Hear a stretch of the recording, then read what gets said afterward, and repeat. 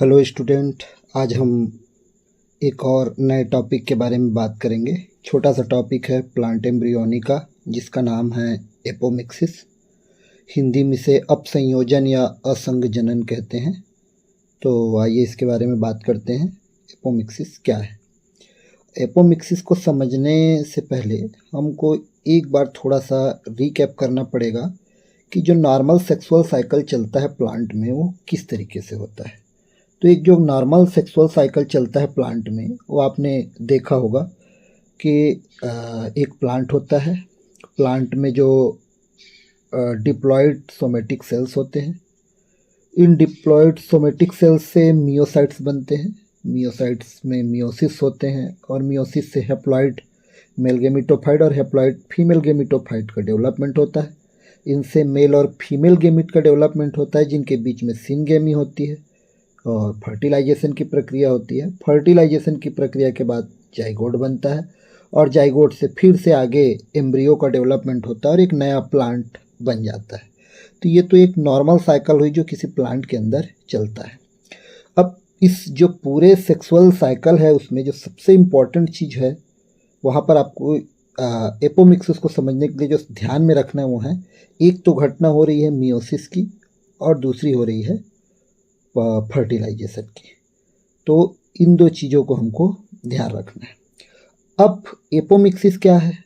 तो एपोमिक्सिस एक ऐसी मेथड है जो ये जो नॉर्मल प्रोसेस चल रहा है रिप्रोडक्शन का या सेक्सुअल साइकिल चल रहा है, इसको सब्स्टिट्यूट कर देता है या बाईपास कर देता है। और ये बिना फर्टिलाइजेशन के या बिना मियोसिस में गए ही एक नया एम्ब्रियो का डेवलपमेंट कर देता है। तो इस तरीके से अगर बहुत ही सामान्य भाषा में कहे एपोमिक्सिस क्या है, तो हम ये कह सकते हैं कि बिना फर्टिलाइजेशन के या बिना सेक्सुअल साइकिल के अगर एम्ब्रियो का डेवलपमेंट हो जाए तो वह मेथड हम एपोमिक्सिस कहेंगे। तो एपोमिक्सिस अब अलग अलग स्टेज में हो सकता है। जैसे डिप्लॉयड सोमेटिक सेल से अगर डिप्लॉयड एम्ब्रियो से का डेवलपमेंट हो, उससे डिप्लॉयड एग बने और उस डिप्लॉयड एग से आगे चल के डिप्लॉयड एम्ब्रियो का फॉर्मेशन हो, तो इस घटना को एपोस्पोरी कह देते हैं। मियोसाइट से डिप्लॉयड एम्ब्रियो से एग बने, उससे डिप्लॉयड एग का डेवलपमेंट हो और उस डिप्लॉयड एग से डिप्लॉयड एम्ब्रियो का डेवलपमेंट हो, तो उसे डिप्लोस्पोरी कह देते हैं। और जितने भी हेप्लॉइड सेल्स होते हैं, उन हेप्लॉइड सेल्स में जैसे हेप्लॉइड एग है, हेप्लॉइड्स अदर सेल्स जो एम्ब्रियो सेक में प्रेजेंट होते हैं, उन सेल्स के द्वारा अगर हेप्लॉइड एग के द्वारा हेप्लॉइड एम्ब्रियो का डेवलपमेंट हो रहा है, तो इस प्रक्रिया को पार्थेनोजेनेसिस कहते हैं। और haploid cells except then egg को छोड़कर अन्य किसी भी हेप्लॉइड सेल से एम्ब्रियो सेक के हेप्लॉइड एम्ब्रियो का डेवलपमेंट हो रहा है, तो उसे एपोगेमी कहते हैं। तो ये इतने सारे मेथड्स जो है हम देखते हैं, जो सभी एपोमिक्सिस के अंतर्गत कंसीडर होते हैं। अब आइए इसके बारे में और थोड़ा बात करते हैं। तो सबसे पहले हम अगर बात करें इसकी इंट्रोडक्शन के बारे में, तो एपोमिक्सिस जो है वो दो वर्ड से मिलकर बनता है, एपो और दूसरा है मिक्सिस। तो एपो का अर्थ होता है अवे फ्रॉम, मतलब जो नॉर्मल प्रोसेस है उससे अलग। और दूसरा होता है मिक्सिस। मिक्स का अर्थ है जो फ्यूजन की जो प्रक्रिया होती है, तो फ्यूजन की प्रक्रिया को जो बाईपास कर दे, ऐसे प्रोसेस को हम एपोमिक्सिस कहते हैं। तो एक तरीके से हम कहें तो एपोमिक्सिस जो है वो एक रिप्रोडक्शन का ऐसा प्रकार होता है जहाँ पे सेक्सुअल साइकिल कंप्लीट नहीं होता, फर्टिलाइजेशन की प्रक्रिया नहीं होती, उसके बावजूद भी वहाँ पे एम्ब्रियो का फॉर्मेशन हो जाता है। सबसे पहले अगर इसकी डिस्कवरी की बात करें, तो इस फिनोमेना को डिस्कवर करने का श्रेय जाता है एंटोइन लीeuwenhoek को। 1719 में इन्होंने सिट्रस के सीड में इस घटना की खोज की थी और इन्होंने बताया था कि ये एक ऐसी प्रक्रिया होती है जो सेक्सुअल साइकिल को बाईपास कर सकता है। इस घटना से जो एपोमिक्सिस की घटना है, उससे जो एम्ब्रियो बनते हैं, उनके जो जीनोटाइप्स होते हैं वो सेम अपने पेरेंट प्लांट के जैसे ही होते हैं। उनके जेनेटिक कंटेंट में कोई भी चेंजेस देखने को नहीं मिलेगा, क्योंकि यहाँ पर किसी प्रकार का फ्यूजन देखने को नहीं मिल रहा है। मतलब जो गैमेट्स हैं उनका फ्यूजन नहीं हो रहा है, तो जेनेटिक कंटेंट का फ्यूजन या रिकॉम्बिनेशन नहीं हो रहा है, जिसके कारण यहाँ पर पेरेंट जो जेनेटिक कॉम्बिनेशन है वो एज इट इज जो अपने प्रोजेनिक है उसके पास रहता है। इसको हम एक क्लोनल सीड प्रोडक्शन भी कह सकते हैं। आगे अगर इसके बारे में बात करें तो दूसरी भाषा में इसको हम ये कह सकते हैं कि एम्ब्रियो का डेवलपमेंट अगर बिना फर्टिलाइजेशन के हो तो इसे एसेक्सुअल फर्टिलाइजेशन भी कहते हैं। तो ये भी एपोमिक्सिस की घटना के अंतर्गत आता है। तो अगर कोई प्रक्रिया हो रही है प्लांट के अंदर जहाँ पर एम्ब्रियो का डेवलपमेंट हो रहा है लेकिन फर्टिलाइजेशन की प्रक्रिया नहीं हो रही है, तो इसे हम एसेक्सुअल फर्टिलाइजेशन कहते हैं। ये इसे ही एपोमिक्सिस कहा जाता है। एपोमिक्सिस का नाम किसने दिया था? तो ये दिया था विंकलर नामक साइंटिस्ट ने 1908 में। विंकलर ने एपोमिक्सिस को परिभाषित भी किया था और एकदम आसान भाषा में इन्होंने एपोमिक्सिस की घटना को समझाया था। विंकलर के अनुसार अगर माने तो ऐसा कोई भी मेथड या कोई भी तरीका जो सब्स्टिट्यूट कर दे सेक्सुअल रिप्रोडक्शन को। सेक्सुअल रिप्रोडक्शन में भी जो मुख्य घटना होती है वो क्या है? मियोसिस और सिनगेमी। ये दो घटनाओं को जो सब्स्टिट्यूट कर दे, इस घटना को ही हम क्या कहते हैं? एपोमिक्सिस कहते हैं। Any method which can substitute sexual reproduction is known as apomixis. Apomixis की घटना जो है वो एक एंजियोस्पर्मिक प्रजातियों में कॉमन रूप से हमको देखने को मिलती है। तो लगभग एंजियोस्पर्म के 35 जीनेरा के अंतर्गत 300 ऐसे स्पीसीज है जिनमें एपोमिक्सिस की घटना देखने को मिलती है। एग्जाम्पल के तौर पर देखें तो पोएसी फैमिली के अंतर्गत आने वाले जो मेंबर है, कंपोजिटी फैमिली के अंतर्गत आने वाले जो मेंबर है, रोजेसी, रूटेसी आदि जो महत्वपूर्ण फैमिली है उनके अंतर्गत आने वाले महत्वपूर्ण पौधों में हमको एपोमिक्सिस की घटना दिखाई देती है। आगे अगर बात करें तो अब हम इसके टाइप की बात करते हैं। एपोमिक्सिस की घटना तो समझ में आ गई कि कोई भी ऐसा तरीका जो सेक्सुअल रिप्रोडक्शन को बाईपास कर दे रहा है, सब्स्टिट्यूट कर दे रहा है, उस तरीके को हम एपोमिक्सिस कहते हैं। तो एक साइंटिस्ट हुए माहेश्वरी, 1950 में इन्होंने ऑकरेंस के आधार पर एपोमिक्सिस को 3 प्रकार में बांटा। और ये 3 प्रकार कौन कौन से हैं? एक पहला होता है नॉन रिकरेंट, दूसरा होता है रिकरेंट एपोमिक्सिस और तीसरा होता है adventive apomixis. Non recurrent apomixis से हेप्लॉइड एम्ब्रियो का प्रोडक्शन होता है। रिकरेंट एपोमिक्सिस जो है वो डिप्लॉइड एम्ब्रियो का फॉर्मेशन करता है। और वहीं एडवेंटिव एपोमिक्सिस की बात करें तो ये डिप्लॉइड एम्ब्रियो का प्रोडक्शन करता है। अब नॉन रिकरेंट, रिकरेंट और एडवेंटिव क्या होता है? तो जैसे कि हम बात करें कि किस आधार पे है? ऑकरेंस के आधार पर, प्राप्ति के आधार पर। तो नॉन रिकरेंट का अर्थ होता है ऐसी घटना जो बार बार रिपीट हो। तो ऐसी एपोमिक्सिस की घटना जो बार बार रिपीटेशन पे देखने को मिले उसे हम रिकरेंट एपोमिक्सिस कहते हैं। और जो बार बार रिपीटेशन में ना दिखे उसे नॉन रिकरेंट एपोमिक्सिस कहते हैं। और एडवेंटिव एपोमिक्सिस मतलब इसको अपस्थानिक असंजनन बोलते हैं। तो इसका मतलब है कि जो मूल जहाँ पे एम्ब्रियो का फॉर्मेशन होना है उस जगह को छोड़कर कहीं किसी और जगह के सेल से एम्ब्रियो का फॉर्मेशन हो रहा है, जैसे हमने पॉली एम्ब्रियोनिक की केस में देखा था। तो उस तरीके के एपोमिक्सिस को एडवेंटिव एपोमिक्सिस कहा जाता है। एक एक करके समझने का प्रयास करें अगर हम कि इस non recurrent apomixis, recurrent apomixis ये सब क्या होता है, तो पहले बात करते हैं हम नॉन रिकरेंट एपोमिक्सिस की। नॉन रिकरेंट एपोमिक्सिस का मतलब पहले जैसे मैंने आपको बताया कि बार बार ये रिपीटेशन नहीं हो रहा है, मतलब इस तरह का एपोमिक्सिस घटना रिपीट नहीं होता है लगातार। तो कभी कभार अचानक हो गई तो वो इस तरीके की घटना होती है। इसमें एक मेगा स्पोर मदर सेल होता है। इस मेगा स्पोर मदर सेल में जब मियोसिस की घटना होती है तो नॉर्मल मेगा स्पोर टेट्राड का फॉर्मेशन होता है। एक मेगा स्पोर मदर सेल है, इसमें 4 हेप्लॉइड मेगा स्पोर का फॉर्मेशन होता है।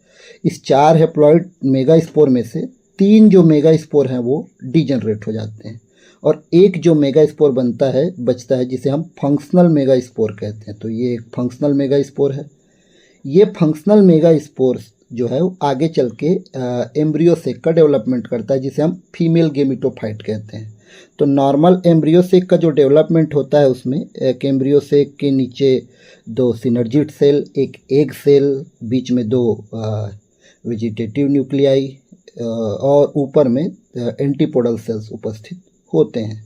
तो ये एक नॉर्मल एम्ब्रियो सेक होता है। इस नॉर्मल एम्ब्रियो सेक के 2 तरह के सेल्स यहाँ पर प्रेजेंट है। एक तो है अनफर्टिलाइज्ड एग सेल। तो अगर एम्ब्रियो इस नॉर्मल एम्ब्रियो सेक में बिना फर्टिलाइजेशन के एम्ब्रियो का डेवलपमेंट एक सेल से डायरेक्ट हो जाए, जिसे हम पार्थेनोजेनेसिस की घटना भी कहते हैं, इसी प्रक्रिया को पार्थेनोजेनेसिस कहा जाता है। तो ये एक पहली संभावना है जहाँ पर एम्ब्रियो का डेवलपमेंट अनफर्टिलाइज्ड एग से होता है। तो यहाँ पर ये एम्ब्रियो सेक से एम्ब्रियो का जो है डेवलपमेंट देखने को मिल रहा है। दूसरा चीज़, इसी नॉर्मल एम्ब्रियो सेक में अगर एम्ब्रियो का डेवलपमेंट हो रहा है लेकिन यहाँ पर एग सेल से ना होके एग सेल को छोड़कर एम्ब्रियो सेक में उपस्थित अन्य किसी हेप्लॉइड सेल से एम्ब्रियो का डेवलपमेंट हो रहा है, तो ये एक संभावना है और इस घटना को कहते हैं एपोगेमी। इस घटना को कहा जाता है एपोगेमी कहते हैं। तो ये जो घटना है वो एपोगेमी कहलाता है। एम्ब्रियो का डेवलपमेंट अगर एक सेल को छोड़कर और किसी हेप्लॉइड सेल से हो रहा हो तो। इसके बाद आगे बात करते हैं। दूसरा है इसी में जो अभी हमने देखा पार्थेनोजेनेसिस। तो पार्थेनोजेनेसिस की अगर बात करें तो पार्थेनोजेनेसिस वह प्रक्रिया है जहाँ पर अनफर्टिलाइज्ड एग से एम्ब्रियो का डेवलपमेंट होता है। इसके बारे में बताया था जॉर्गेनसन ने 1928 में, और उन्होंने एग्जाम्पल बताया था जिससे सोलेनम है, ऑर्चिस है, एपिपेक्टस, प्लेटिनथेरा, सिफेलेनथेरा, इन सब प्लांट में पार्थेनोजेनेसिस की प्रक्रिया देखने को मिलती है। वही दूसरी जो घटना हमने देखी कि जहाँ पर एग सेल के अलावा एम्ब्रियो सेक में उपस्थित अन्य किसी हेप्लॉइड सेल से एम्ब्रियो का डेवलपमेंट हो रहा है, तो उसे एपोगेमी कहते हैं। और इसका उदाहरण देखने को मिलता है लिलियम, वर्जीनिया, डेलावाई और इरिथ्री में। तो ये कुछ प्लांट के एग्जाम्पल है जिनमें ये घटनाएं हमको देखने को मिलती है। तो ये हो गया पहला नॉन रिकरेंट एपोमिक्सिस। दूसरा है रिकरेंट एपोमिक्सिस। तो रिकरेंट एपोमिक्सिस मतलब जो बार बार जो जिसकी पुनरावृत्ति हो बार बार। रिकरेंट का अर्थ होता है बार बार जिसकी पुनरावृत्ति। तो ऐसे एपोमिक्सिस की घटना बार बार देखने को मिलती है, और इस प्रकार के एपोमिक्सिस से डिप्लॉयड एम्ब्रियो का प्रोडक्शन होता है। इसके पहले जो नॉन रिकरेंट एपोमिक्सिस था उससे हेप्लॉयड एम्ब्रियो का प्रोडक्शन हो रहा था, यहाँ पे डिप्लॉयड एम्ब्रियो का प्रोडक्शन होता है। इसमें भी अब डिप्लॉयड एम्ब्रियो का प्रोडक्शन हो रहा है वो 2 तरीके से संभव है रिकरेंट एपोमिक्सिस के अंतर्गत। पहला जो संभावना बनती है या पहला जो तरीका होता है जिसे जनरेटिव एपोस्पोरी कहते हैं। तो जो 2 तरह के सेल्स होते हैं प्लांट में, जो रिप्रोडक्शन में भाग लेते हैं उनको जनरेटिव सेल्स कहते हैं, जो रिप्रोडक्शन में भाग नहीं ले रहे हैं उन्हें सोमेटिक सेल्स कहते हैं। तो अगर जनरेटिव सेल्स के द्वारा एम्ब्रियो का डेवलपमेंट हो रहा हो तो उसे हम जनरेटिव एपोस्पोरी कहते हैं। जैसे मान लीजिए एक डिप्लॉयड आर्चिस्पोरियल सेल है, ये एक डिप्लॉयड आर्चिस्पोरियल सेल है। इस डिप्लॉयड आर्चिस्पोरियल सेल से एक डिप्लॉयड एम्ब्रियो सेक का डेवलपमेंट होगा, और क्योंकि इसके सारे सेल डिप्लॉयड है तो यहाँ पर जो एम्ब्रियो का डेवलपमेंट भी हो कैसा होगा, डिप्लॉयड एम्ब्रियो का फॉर्मेशन होगा। तो इस तरीके के एपोमिक्सिस की घटना को जनरेटिव एपोस्पोरी कहा जाता है। ठीक, तो जैसे development of diploid embryo sac and then diploid embryo from archesporial cell. तो एक आर्चिस्पोरियल सेल से डिप्लॉयड एम्ब्रियो सेक का डेवलपमेंट हो और डिप्लॉयड एम्ब्रियो सेक से डिप्लॉयड एम्ब्रियो का डेवलपमेंट हो, इस घटना को जनरेटिव एपोस्पोरी कहते हैं। और ये हमको देखने को मिलता है पार्थेनियम अर्जेंटेटम में। तो ये है जनरेटिव एपोस्पोरी। इसके बाद दूसरा है सोमेटिक एपोस्पोरी, जहाँ पर सोमेटिक सेल्स एपोस्पोरी की घटना में भाग ले रहे हैं, मतलब एपोपिक्सिस की घटना में भाग ले रहे हैं। तो यहाँ पर जो जनरेटिव डिप्लॉयड न्यूसेलस जो सेल्स होते हैं एम्ब्रियो सेक के बाहर, जो न्यूसेलस और इंटेगुमेंट्स के सेल होते हैं, उसके जो सेल्स है उनसे डिप्लॉयड एम्ब्रियो सेक का डेवलपमेंट हो जाए, वो एक फंक्शनल मेगा स्पोर की तरह बिहेव करने लगे, उनसे एम्ब्रियो सेक का डेवलपमेंट हो और उस एम्ब्रियो के डेवलपमेंट से आगे डिप्लॉयड एम्ब्रियो का डेवलपमेंट हो। तो इस तरीके के डेवलपमेंट को सोमेटिक एपोस्पोरी कहा जाता है। तो development of diploid embryo sac from the cell of nucellus और इंटेग्यूमेंट। इसका एग्जाम्पल देखने को मिलता है वो हमको हाइरेसियम, मेलस, क्रेपिस और रेननकुलस में। इसके अलावा और कुछ प्लांट है जिनमें देखने को मिलते हैं। ये कुछ महत्वपूर्ण एग्जाम्पल है। तीसरा जो प्रकार होता है एपोमिक्सिस का, जो माहेश्वरी के अनुसार, वो है एडवेंटिव एपोमिक्सिस। एडवेंटिव एपोमिक्सिस मतलब अपस्थानिक अपसंयोजन, मतलब अपने जो मूल जगह है उसके अलावा किसी अन्य जगह से एम्ब्रियो का डेवलपमेंट हो रहा है तो उसे एडवेंटिव एपोमिक्सिस करते हैं। एपोमिक्सिस की घटना हो रही है लेकिन जहाँ पे एम्ब्रियो मूल जगह पे बनना चाहिए, कहाँ पे बनना चाहिए, एम्ब्रियो सेक के अंदर। तो एम्ब्रियो सेक के अंदर एम्ब्रियो का डेवलपमेंट ना होके एम्ब्रियो सेक के बाहर किसी सेल से एम्ब्रियो का डेवलपमेंट हो रहा है तो उसे एडवेंटिव एपोमिक्सिस कहते हैं, और वो भी बिना फर्टिलाइजेशन के ये घटना हो रही है। इसे स्पोरोफाइटिक बडिंग भी कहा जाता है। इस घटना को एडवेंटिव एपोमिक्सिस को स्पोरोफाइटिक बडिंग के नाम से भी जाना जाता है। इसमें डिप्लॉयड एम्ब्रियो का डेवलपमेंट होता है और किससे होता है, any diploid cell of nucellus, integument या फ्यूनिकल, और वो भी कहाँ present, outside the embryo sac. तो एम्ब्रियो सेक के बाहर उपस्थित न्यूसेलस के सेल, इंटेग्यूमेंट के सेल या फ्यूनिकल के जो सेल्स होते हैं उनसे अगर बिना फर्टिलाइजेशन के एम्ब्रियो का डेवलपमेंट हो रहा है तो उसे एडवेंटिव एपोमिक्सिस कहा जाता है। इस तरह के जो एपोमिक्सिस होते हैं या इस तरह के जो जिसमें रिप्रोडक्शन होता है उसमें अल्टरनेशन ऑफ जनरेशन जो है वो एब्सेंट होता है। एग्जाम्पल हमको सिट्रस, मैंगो और यूजेनिया में देखने को मिलता है। नेक्स्ट अगर बात करें, ये तो माहेश्वरी के अनुसार है जो उन्होंने अक्रेंस के आधार पर, प्राप्ति के आधार पर तीन प्रकार में बांटा था। सामान्यतः अगर एपोमिक्सिस के प्रकार की बात करें तो ये दो तरह का हो सकता है। एक तो वो भी सेल्स, कौन से सेल्स पार्टिसिपेट कर रहे हैं एम्ब्रियो के डेवलपमेंट में। गैमेटोफिटिक सेल्स पार्टिसिपेट कर रहे हैं तो गैमेटोफिटिक एपोस्पोरी एपोमिक्सिस, और स्पोरोफिटिक सेल अगर इस पार्टिसिपेट कर रहे हैं तो मतलब हेप्लॉइड सेल्स यहाँ पर जो पार्टिसिपेट करने वाले सेल होंगे हेप्लॉइड होंगे, यहाँ पर पार्टिसिपेट करने वाले सेल डिप्लॉयड होंगे, तो इसको स्पोरोफिटिक एपोमिक्सिस कहेंगे। और इसमें वही चीज़ आती है, गैमेटोफिटिक के अंदर डिप्लोस्पोरी आ जाएगा, एपोस्पोरी आ जाएगा और एंड्रोजिनेसिस आ जाएगा। और स्पोरोफिटिक अगर एपोमिक्सिस की बात करें तो यहाँ पर एडवेंटियस एम्ब्रियोनी आ जाएगा, पार्थेनोजेनेसिस आ जाता है, एपोगेमी आ जाता है। तो ये इस तरीके से एम्ब्रियो टाइप्स ऑफ एपोमिक्सिस जो है सामान्य सेल्स के आधार पर होता है। इसके बाद नेक्स्ट अगर बात करें तो ये अगर साइकिल के माध्यम से समझे हम इसको, तो एक लाइफ साइकिल जो चलता है जहाँ पर स्पोरोफिटिक जनरेशन, गैमेटोफिटिक जनरेशन देखने को मिलता है लाइफ साइकिल में। तो जहाँ भी मियोसिस की घटना होती है वहाँ से इस गैमेटोफिटिक जनरेशन की शुरुआत होती है, क्योंकि यहाँ से अब हेप्लॉइड सेल्स का प्रोडक्शन स्टार्ट हो जाएगा। तो ये हेप्लॉइड मेगास्पोर बना है, इस हेप्लॉइड मेगास्पोर से एक एम्ब्रियो सेक का निर्माण होता है जिसके अंदर जिस मेगा गैमेटोफाइट होता है, जहाँ पर ऊपर एंटीपोडल सेल, बीच में वेजिटेटिव सेल्स और नीचे सिनर्जिड और एग सेल्स होते हैं। तो यहाँ पर जो सेल्स होते हैं उनके साथ पोलन ग्रेन जो होता है, पोलन ग्रेन के में जो मेल गैमेटोफाइट होता है वहाँ पर मेल गैमेट जो होता है वो आके एक सेल से फ्यूज होता है, डबल फर्टिलाइजेशन की घटना देखने को मिलती है और इससे जाइगोट का निर्माण होता है, और जाइगोट से फिर एम्ब्रियो का डेवलपमेंट होता है और एम्ब्रियो से फिर नए प्लांट का डेवलपमेंट होता है। तो ओव्यूल, फिर इसमें फ्लावर बनता है, फ्लावर के अंदर ओव्यूल का फॉर्मेशन हो, इस तरीके से ये चलता है। तो इस प्रक्रिया में अगर माइटोसिस, मॉडिफाइड मियोसिस की प्रक्रिया ना होकर स्पोरोफिटिक सेल में डायरेक्ट माइटोसिस की प्रक्रिया हो और डायरेक्ट एम्ब्रियो सेक या का डेवलपमेंट हो जाए, तो इस तरह के जो एम्ब्रियो सेक होंगे वो डिप्लॉयड होंगे, क्योंकि इसमें माइटोसिस मियोसिस की प्रक्रिया हुई नहीं है। तो इस तरीके से जो सेल्स बनेंगे वो कैसे होंगे, डिप्लॉयड। तो अब ये क्योंकि फ्यूजन की प्रक्रिया तो यहाँ पर होगी नहीं, और हमने पहले ही कहा था एपोमिक्सिस की प्रक्रिया में फ्यूजन की प्रक्रिया या मियोसिस की प्रक्रिया बाईपास हो जाती है, तो सिनगेमी और मियोसिस की प्रक्रिया, तो ये दोनों यहाँ पर बाईपास हो गई। तो इस तरीके से एपोमिक्सिस की घटना हमको प्लांट में देखने को मिलती है। अब इस घटना का महत्व क्या है, सिग्निफिकेंस क्या है? तो एपोमिक्सिस की घटना एक महत्वपूर्ण घटना है जिसका बहुत ज़्यादा सिग्निफिकेंस जो होता है वो होता है प्लांट ब्रीडिंग में।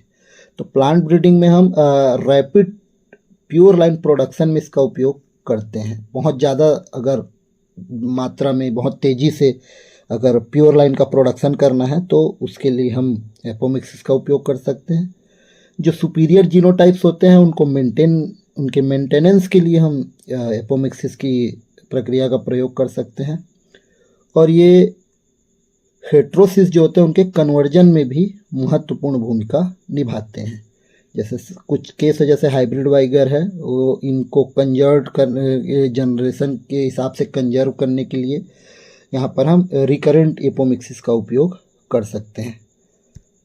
और अगर इसके अन्य सिग्निफिकेंस के बारे में बात करें तो ये प्योर लाइन होमोजाइगस टाइप का पौधा प्राप्त करने में मदद करता है। इसके माध्यम से हम प्योर लाइन होमोजाइगस टाइप का पौधा प्राप्त कर सकते हैं। और एपोमिक्सिस के द्वारा हम जीनोटाइप को बिना किसी परिवर्तन के तेज़ी से बढ़ा सकते हैं। तो जीनोटाइप को बिना किसी परिवर्तन के तेज़ी से अगर बढ़ाना हो तो उसके लिए एपोमिक्सिस का प्रयोग किया जाता है। एपोमिक्सिस हाइब्रिड सीड के उत्पादन में भी काफ़ी सहायक होते हैं। और एपोमिक्सिस जो होता है वो हाइब्रिड प्लांट के विशिष्ट गुणों को नष्ट होने से रोकने में भी मदद करता है। तो ये कुछ इम्पोर्टेंस है एपोमिक्सिस का जिसका उपयोग हम करते हैं। अब वैसे तो एक काफ़ी फायदेमंद घटना लग रही है, लेकिन फिर भी इसको यूटिलाइज करने में कुछ प्रॉब्लम्स हमको देखने को मिलती है। तो महत्वपूर्ण जो प्रॉब्लम है कि सबसे पहला प्रॉब्लम यह है कि एपोमिक्सिस जो है वो बहुत ही कॉम्प्लिकेटेड प्रोसेस है। तो अगर इसको आर्टिफिशियल या अपने हिसाब से करवाना हो तो वहाँ पे काफ़ी समस्याएं हमको देखने को मिलती है। दूसरा, ये टाइम कंज्यूमिंग प्रोसेस है, और टाइम कंज्यूमिंग प्रोसेस है तो काफ़ी जल्दी इसको हम इम्प्लीमेंट नहीं कर पाते हैं। और तीसरी समस्या जो है वो जेनेटिक बेसिस जो होता है एपोमिक्सिस का, वो बहुत सारे केसेस में क्लियर नहीं हो पाते हैं। मतलब वहाँ पर हमको उसका जेनेटिक बेसिस समझ में नहीं आता है कि क्या उसका जेनेटिक बेसिस है, प्लॉयड है, डिप्लॉयड है, इस तरीके की घटना को। तो ये जो मेन प्रॉब्लम हमको देखने को मिलती है। तो ये थी पूरी बातें एपोमिक्सिस के बारे में। अगर इससे जुड़े कोई भी सवाल या डाउट आपके मन में है तो आप कमेंट बॉक्स में पूछ सकते हैं। फिर मिलते हैं अगले लेक्चर में। Thank you.